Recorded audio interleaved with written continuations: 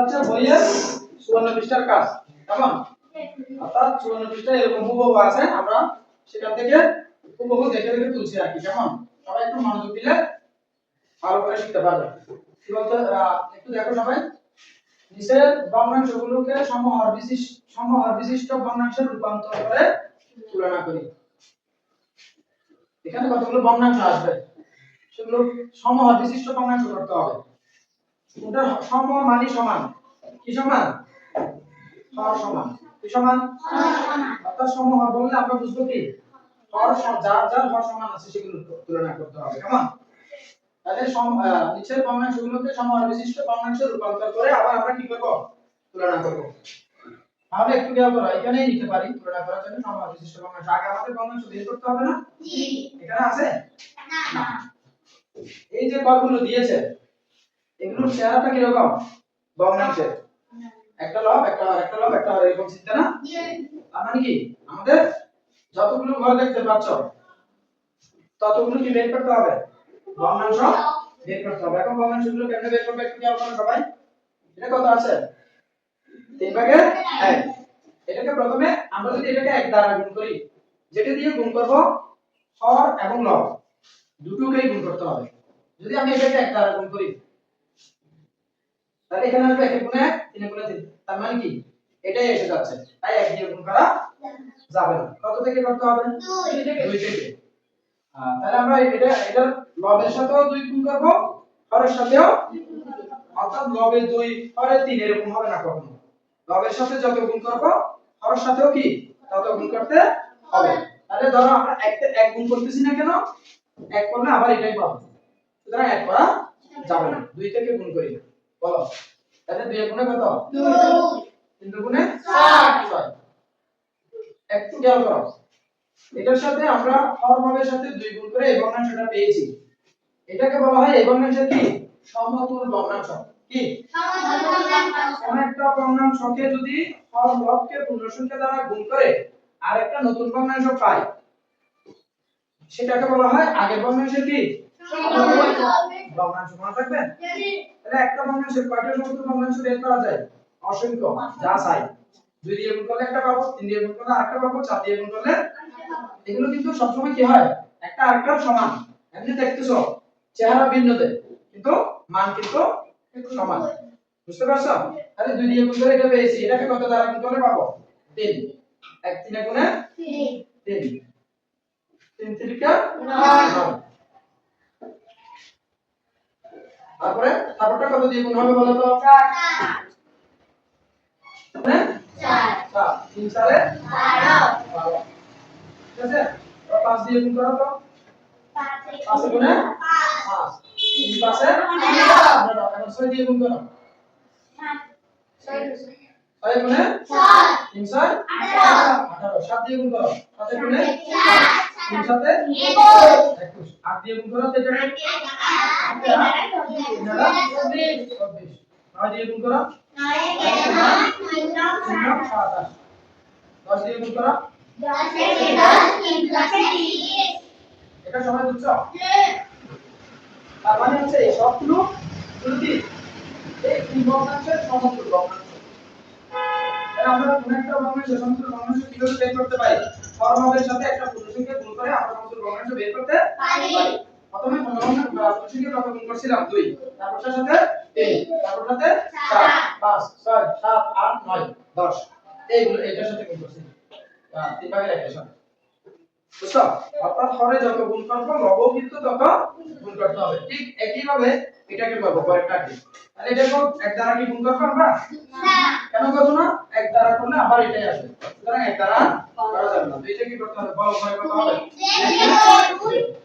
5 গুণে 10 এবার দেখো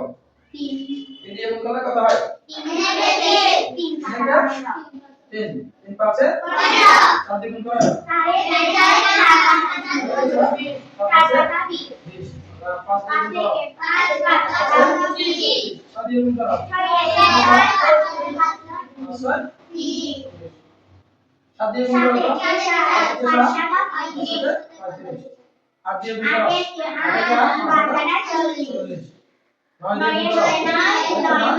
10 দিয়ে গুণ করো 5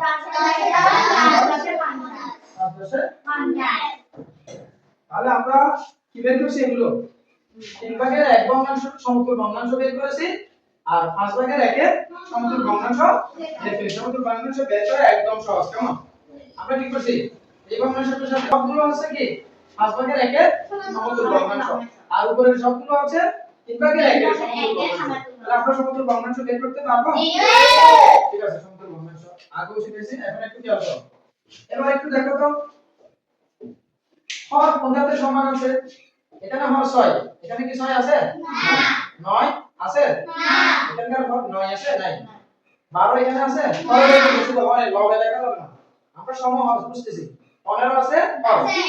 এটা তো একটা 15 আছে তাহলে আমরা এটা তো দিতে পারি তাই না তার মানে কি হচ্ছে একটা পাচ্ছি কত 15 ভাগের কত 5 আর পরের ভগ্নাংশটা পাচ্ছি কত 15 ভাগের এটা বুঝছো তোমরা তার মানে এই দুটো কি সমহর বিশিষ্ট ভগ্নাংশ কিনা আমাদের কি বলছে সম মানে সমান কি সমান হর সমান সমহর তাহলে আমরা হর সমান বলা দুটো পেয়েছি ভালো করে দেখো তো 5 ভাগের 15 ভাগের 5 এবং 15 ভাগের 3 দুটো দুই জায়গা থেকে নিয়েছি না আর সমহর বিশিষ্ট ভগ্নাংশ দুটো আমরা পেয়েছি বড় আমাদেরকে বলছে সমহর বিশিষ্ট ভগ্নাংশ বের করতে আমরা অলরেডি বের করে ফেলেছি এবার কি করব বিশিষ্ট ভগ্নাংশের রূপান্তর করে এবার তুলনা করতে হবে এখন তুলনাটা করি আমরা তো একটা নিয়ম শিখাইছি যদি হর সমান হয় যে ভগ্নাংশের লব বড় সেটি কি হবে বড় কিন্তু লব সমান হলে যে ভগ্নাংশের হর ছোট সেটি বড় হয়ে যাবে উল্টা কিন্তু হর সমান হলে বড়টা বড় ঠিক থাকবে বলছিলাম না আগের ক্লাসে আর এখন কোনটা বড় আসলে 5 বড় নাকি 15 ভাগের 3 বড় তাহলে এটা আমরা কোন দিকে হা করবে তুমি আমরা টুমিরের বলছিলাম না যেদিকে খাবার বেশি সেদিকে খেতে চাইবে ঠিক আছে তার মানে বড় দিকে হা করছে তা ঠিক আছে তাহলে এটাই ব্যবস্থা এবার একটু খেয়াল করো তবে একটু মনোযোগ দাও এই যে 15 ভাগের 5 ভগ্নাংশটা এটা না 15 ভাগের 5 এটা অরিজিনাল কোন ভগ্নাংশ থেকে পাওয়া গেছে তাহলে এই 15 ভাগের 5 এর পরিবর্তে আমরা কত লিখতে পারবো 9 ভাগের 1 বুঝছো এবার একটু খেয়াল করো 15 ভাগের 3 ভগ্নাংশ এই যে 15 ভাগের এই 3 ভগ্নাংশটা কোন ভগ্নাংশ থেকে পাওয়া গেছে এটা অরিজিনাল ভগ্নাংশ হচ্ছে 5 ভাগের 1 এবার তুলনা চিহ্ন কিন্তু আর চেঞ্জ হবে না যা আছে তা থাকবে এখানে আরেকটা ঘটনা ঘটছে কি ঘটনা লব সমান হলে যে ভগ্নাংশের হর ছোট সেটি বড় কথাটা মিলে গেছে জি নাকি এটা ছোট আসছে না ভালো করে খেয়াল করো তো লব সমান কি না জি তাহলে হর তো এটাই ছোট এটাই বড় হয়েছে চিহ্ন দেখছো চিহ্ন চেঞ্জ করা যাবে না এখন বুঝছো দুই ঘটনা এখানেই ঘটে গেছে একটা হচ্ছে যে হর সমান হলে যে ভগ্নাংশের লব বড় সেটি বড় আর লব সমান হলে যে ভগ্নাংশের হর ছোট সেটি বড় হয়ে গেছে তাই না এবার একটু খেয়াল করো এখানে ড্যাশ ড্যাশ হলো 3 ও 5 এর সাধারণ গুণিতক 3 এবং 5 এর সাধারণ গুণিতক কোনটা বলো তো 3 এর গুণিতক যত থাকবে 5 এর গুণিতকও তত থাকবে আর 3 ও 5 এর সাধারণ গুণিতক কোনটা হবে বলো তো 3 এর গুণিতকে কত আছে 3 এর গুণিতক তো নিচে বসেছে 3 এর গুণিতক কোথায় বসে উপরে না নিচে নিচে এগুলো একের গুণিতক এগুলো কি এটা একের গুণ 1 1 1 গুণ 2 3 এগুলো না 3 এর গুণিতক 3 গুণ 7 3 3 9 3 4 12 3 5 15 3 18 3 7 21 3 8 24 3 27 3 10 30 এখানে দেখো 5 এর গুণিতক কোনগুলি নিচের গুলো না এটা দেখো 5 এর গুণে 5 5 গুণে 10 3 5 এর গুণে 4 5 এর 20 5 5 এর 25 5 এর 23 5 7 এর 35 5 8 36 5 9 এর 50 তার মানে হচ্ছে 3 এর গুণিতক হচ্ছে এই লাইন আর 5 এর গুণিতক হচ্ছে এই লাইনে পড়ছে আর কি কেমন এখন ওরা বলতেছে ড্যাশ ড্যাশ হলো 3 ও 5 এর সাধারণ গুণিতক অর্থাৎ 3 5 এর সাধারণ গুণিতক কোনটা কোনটা আসলে মিলাইতে হবে এবার দেখো তাহলে আমরা শুধু নিচের লাইনে মিলাইলে হয়ে যাচ্ছে তাই না 6 এখানে আছে হচ্ছে না 9 নাই 12 মিল আছে না 15 দেখো এখানেও আছে আবার এখানেও আছে 3 এর গুণিতকও 15 আছে 5 এর গুণিতকও 15 আছে সাধারণ কোনটা যেটা দুটোর মধ্যে থাকবে সেটাকে বলা হয় কি সাধারণ অর্থাৎ কমন টাইপ তার মানে আমরা এখানে কত লিখতে পারবো 15 এবার দেখো আরো একটু 18 এখানে আছে নাই 21 আছে নাই 24 আছে নাই 27 আছে নাই 30 আছে আছে তাহলে কত তাহলে 3 5 এর সাধারণ গুণিতক কত বলো তো অর্থাৎ 15 ও 30 হলো 3 ও 5 এর কি সাধারণ গুণিতক 3 5 এর সাধারণ গুণিতক বের হয়েছে 15 এবং 30 হলো কি 3 5 এর সাধারণ গুণিতক আমরা লসাগুর মধ্যে শিখছিলাম না গুণিতকের মধ্যে সবচেয়ে ছোটটাকে আমরা কি বলি লঘিষ্ঠ সাধারণ গুণিতক বা লসাগু বলি তাহলে এখানকার লসাগু কত হবে ভেরি গুড কত 15 সাধারণের মধ্যে বড়টা নেওয়া যাবে না কোনটা নিতে হবে